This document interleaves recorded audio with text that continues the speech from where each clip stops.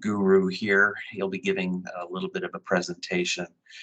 Thank you for taking time out of your day, especially taking time out of what should be a lunch hour for most folks. Want to give a brief reminder that this meeting is being recorded and will thus be public record should it be requested.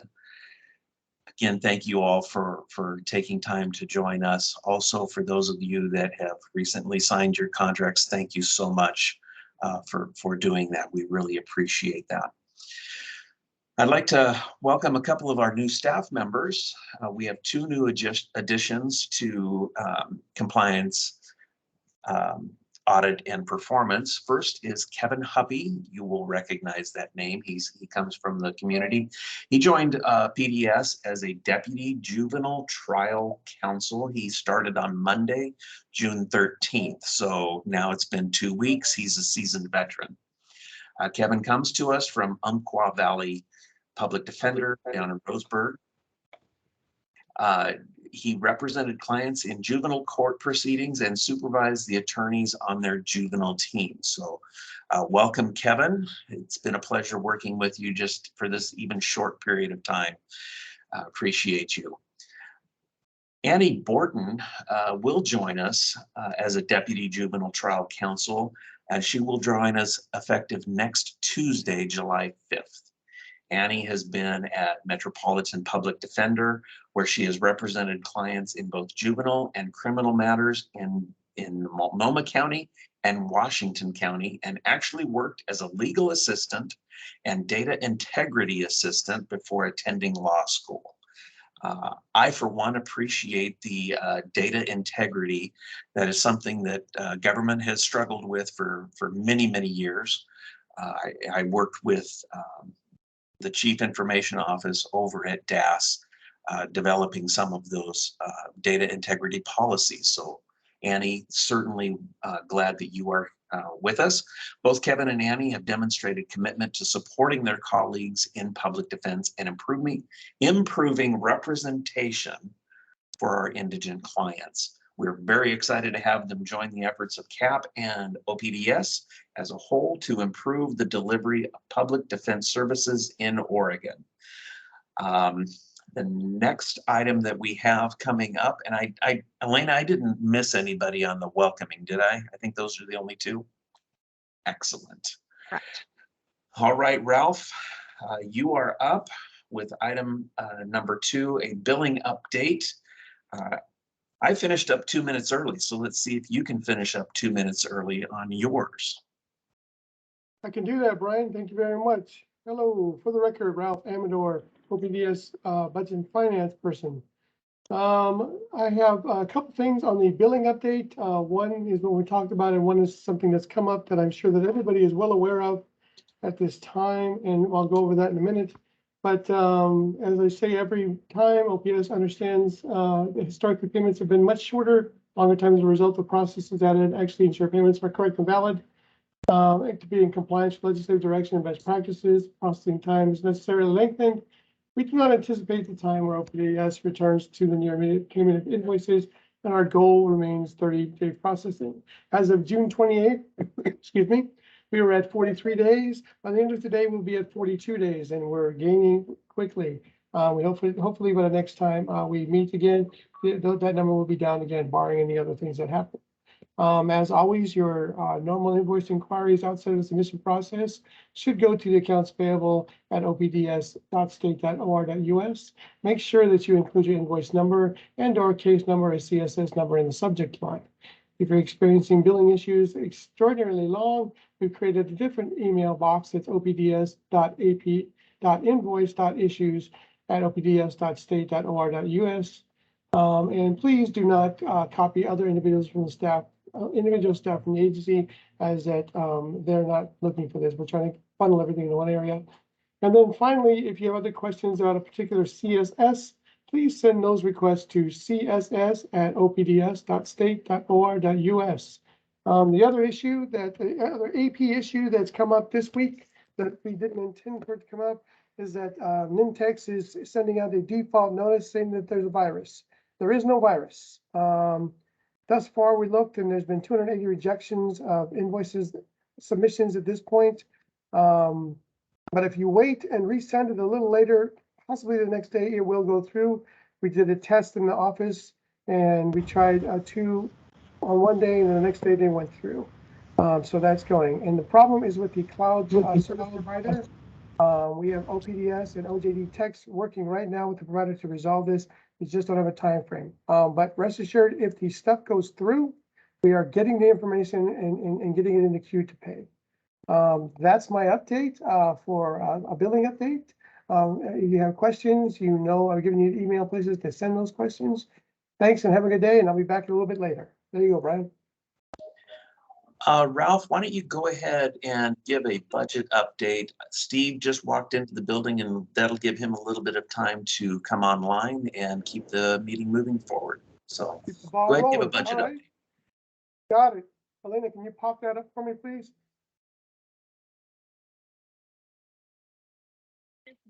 Absolutely, yes. Let me grab that Thank for you you. real quick. So as everybody knows, and we are very, very thankful that folks signed their contracts so we can get rolling on this next contracting period. There's a lot of conversation about us having stacks of cash lying around, not really lying around, but just sitting around. That we had these surpluses of, I heard 24 million and $30 million. And we created this little chart to show exactly what's going on. At the top, you'll see that the general fund appropriations as of June 30th, 2022, for the juvenile division, we have, hold on.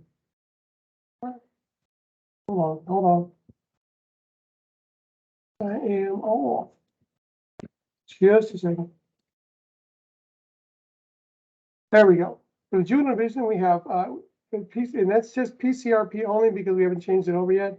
There's $40.9 million. Trial criminal division has $258.6 million. And that does contain the $100 million, all the investments and technical adjustments that we requested in the June e-board. We tried to get the total picture for the remainder of the biennium. For our expenditures as of June 30th, 2022, our expenditures were $23.7 million for PCRP, and for trial criminal division, which includes some juvenile, $113.5 million, which gives us leaves us $137 million left. No, that's our total spent. Our remaining money would be $17 million for PCRP, and this is just basic math. $17.2 million left for PCRP, 145.06 left for trial criminal, including some juvenile. Then we're going to take out the $12.8 million for emergency funding from the 145, drops us down to 142. So it gives us $149 million of remaining general fund. We have for our contract forecast, this is the approved contract amounts presented at the June 2022 commission meeting. The juvenile division was approved for $24.2 million, which is PCRP. Trial criminal division was approved for $118.8, which includes some juvenile. And then we had a forecasted unmet recommended FTE of $10.5 million for our protected contract amounts to be at about $153.6 million for the for 22-23 contract year. That again, with the basic math, it shows that PCRP is going to run a deficit of about $7 million. Trial criminal division will run a little bit of a surplus of 2.8. And then because we are one agency, we will try to use that money to cover that hole, giving us a hole of about $4.1 million off of these numbers. And we hope to get some relief from 4E money for juvenile division, but we are currently in negotiations with another state agency and federal partners, so we don't have that money available to us. So as it stands, if these numbers hold, we're looking at a $4.1 million agency deficit at this point. And that's the update. Excellent. Thank you, Ralph. Steve, good to see you back in the office. We did take care of agenda item number 4, the budget update. So we'll go back to you, Steve, for a contracts update. Oh, if you could unmute yourself. That's not going to be helpful. Okay, I just want to apologize to everyone. We were at the legislative 3-branch work group meeting, which ended a little bit late. And so Autumn and I, who you can see in the background, just ran into the office, booted up the computer, and I just got on. But my apologies, things ran a little bit late. As far as a contracts update, essentially where we're at is the PDSC at the June meeting approved 159 contracts. And we have signed currently 149. I know that sounds like 10, but as you all know, that represents basically 5 entities outstanding, but there are entities that now we have to split adult and juvenile contracts. So that's why there's only 5 entities, but 10 contracts outstanding. There are, I believe that composes 2 consortia, 2 or 3 consortia. There may be actually a sixth outstanding. So I think it's 6 as opposed to 5 entities right now. I believe that there are 3 or 4 consortia and then 3 nonprofit public defender offices who we still have yet to have final signed contracts. We're going to be working today and tomorrow and over the weekend to finalize those and hopefully have any outstanding issues resolved by next week. And our goal I currently have a goal of the end of July to put out to everyone, the entire provider community, what all of the contracts are statewide, every jurisdiction, every entity, just like we did in advance of the RFQ process and ultimately with the signing contracts process in terms of having where we were at, both in terms of the maximum attorney caseload or the old FTE, what entities, how many attorneys at what different maximum caseload percentages they are, whether it's full or a short or lesser percentage, and then what the money is broken out by the attorney FTE, the administration, and investigation, and any other add-ons. So that basically, what we are aiming for is for everyone to have what everyone is getting in terms of attorneys and money out by the end of July.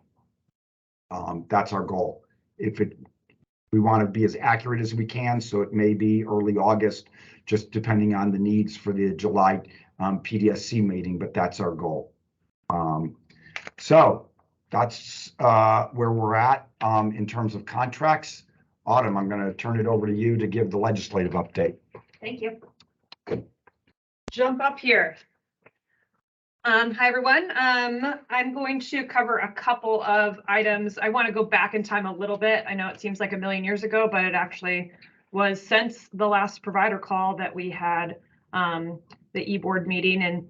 And so we are at the point where we have gotten the $100 million holdback into our budget. I think Ralph alluded to that in his rendition of where we are at financially. That's the biggest thing that happened. I think there was a pretty good presentation by the OCDLA on what we got in our budget. That happened both, I think, through her email processes, and May Lee also presented on that at the conference last week too, and did a great job going through that. I don't think I want to belabor or spend a lot of time going through all the different items on our e-board request, but suffice to say, we mostly got what we needed and we presented a number of reports, and we'll be reporting again to the September e-board as well. And we will definitely be updating on the 50/30 reports, which need to continue to happen, as well as some of other special requests from the emergency board that they made of us last time, as well as any additional funding, any emergency fundings we need to request at that point. So moving on to the Public Defense Services Work Group, which is also known as the 3-branch work group. I just want to kind of set the stage for that. We now literally just came back from our 3rd meeting of that group. It does have, in case anybody wants to know sort of the makeup. Right now we have about 40 people in that group. It's a pretty massive work group. Just sort of briefly, it includes Senator Brzezinski and Representative Evans as the co-chairs of the group. It also has Senator Gorsuch, who is the co-chair of the House Ways and Means, or sorry, of the Senate representative of the Ways and Means Committee, Senator Lithicum, and also Representative Kropp, who is now the chair of the House Judiciary Committee, having been recently given the gavel in that regard, as well as Representative Wallen. And then there's representatives from both the Speaker's office and the President's office, so representing both sides of leadership within the legislature as well. So far, Katie Ferguson has been representing for OJD, and Constantine Sevier has been representing for the governor's office. That's been consistent throughout the meeting so far.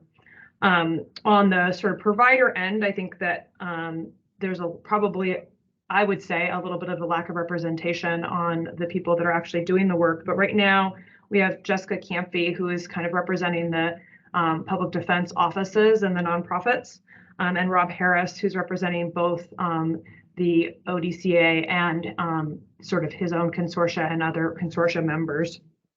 Also, there's representatives from OCDLA, from AFSCME, from the PDSC, so we have 3 commission members on there as well. OPDS, we have 3 staff members, including Steve and Aaron and myself.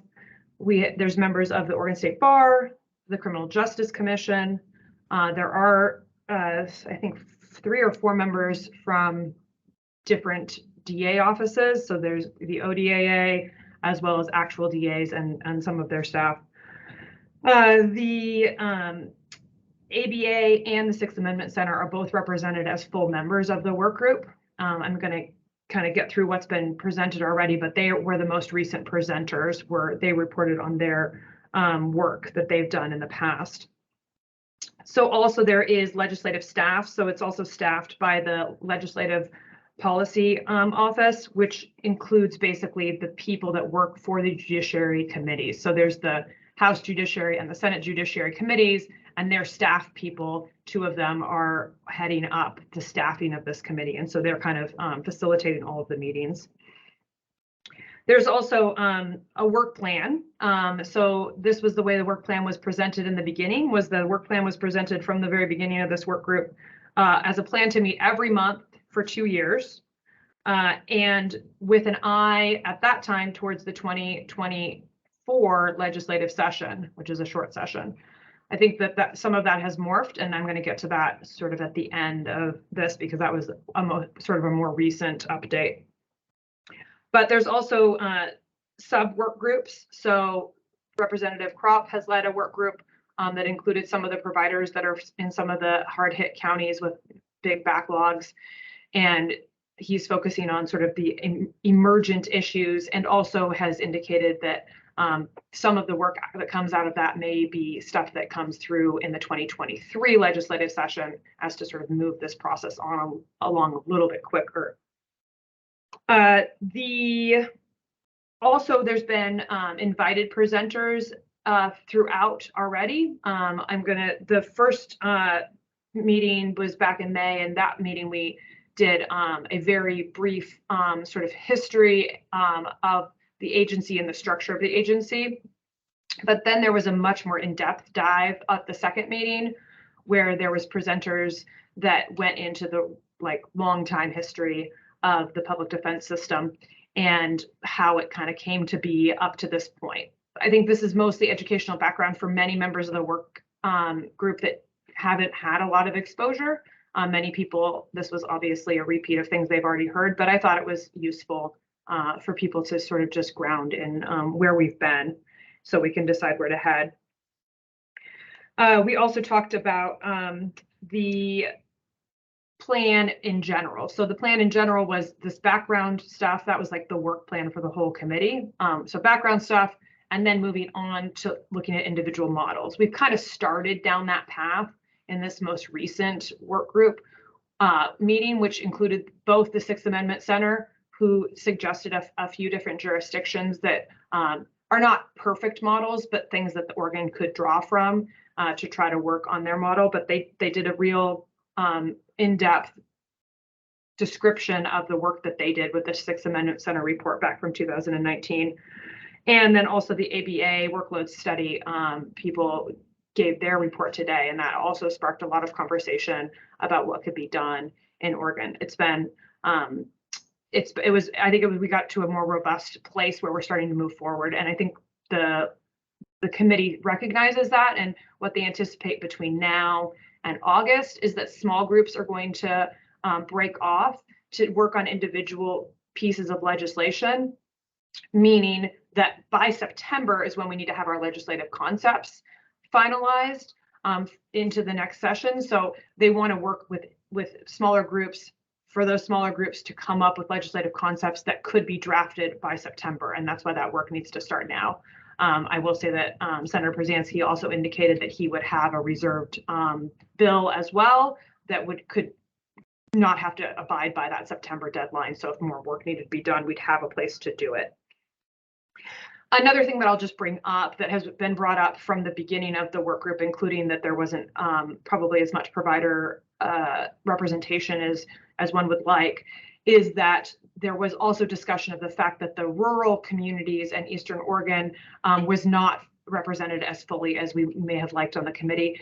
I think that the way that they've decided to handle that is just to call people in at times where they want to address certain issues. I haven't heard anything more from that as far as whether there's movement in that regard. That's my general update. Feel free to reach out to me anytime my information is read on the website, and I'm happy to have talks with anybody about what's going on at the work group. It is not a public meeting, but it's also not secret. So anything that's happening at the work group is something we can talk about, explain. They're just not designated as public meetings. So that's why they're not fully broadcast to everyone. That's my update.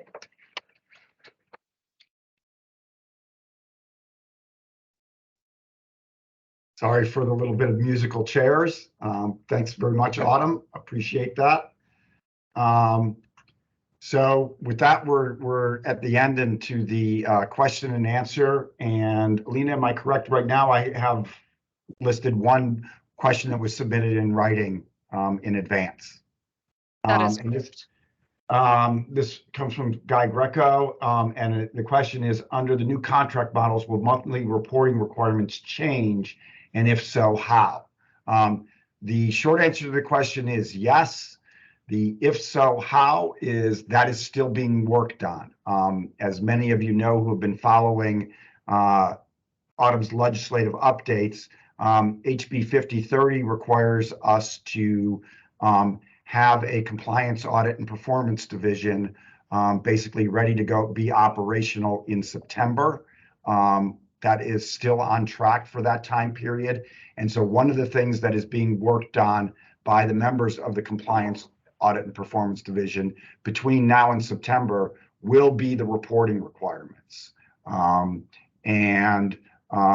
will try, what we're trying to match up is getting the reporting requirements that we need the most to develop and advance our priorities, that impose the least additional requirements on the providers, and that are the data points that we can actually use now. We do not want to do what I know has been a source of frustration in the provider community in the past, which is request data that we then are not in a position to use. So what we're going to try and do is keep it narrowly focused on the things that we really need right now and that we can actually use. I can highlight that one of the key areas that the data requests, that the additional or new data reporting requirements will encompass is, you all know that one of the key deficiencies in the current contracts is that they do not account for open workload. They aren't an open workload. They are a new cases model annualized. And so we recognize that that is the top priority right now in terms of the deficiencies in the current contracts. So you can anticipate that the reporting requirements, to the extent they change or are additional, will be focused. That will be one of the areas of focus, which is to try and collect data that will help us develop an open caseload, an open workload model, so that we can more accurate, so that the contracts and what we do, it more accurately reflects what your all's day-to-day actual workload and life is like. That's the only written one. I don't know if there are a couple, we might have a little bit of time, I guess 3 or 4 minutes here, to answer any questions that anyone online might have.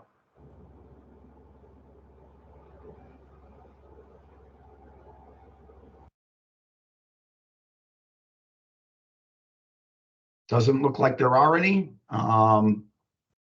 So I'm not seeing any additional questions. Like I said, look for at the end of July, beginning of August, us to come out with a full spreadsheet report of where the contracts for 22-23 landed, so you can all see what's going on. And I hope everyone has an excellent 4th of July weekend and holiday weekend, and is able to get a break. I know the past couple months dealing with your caseloads and going through the contracting process has been extremely labor intensive. We appreciate everyone's diligent work on all of this. I know everyone's been working overtime and more to attend to their regular duties, as well as the new contracts. And our plan is to get started in mid-August, between mid-August and the 1st of September on next year's contracts, so that we have a lot more lead time and have a lot more time and space to improve things. So have a great 4th of July holiday, and we'll be talking to everyone over the course of the next month, and in communication with everyone. Thanks, everyone.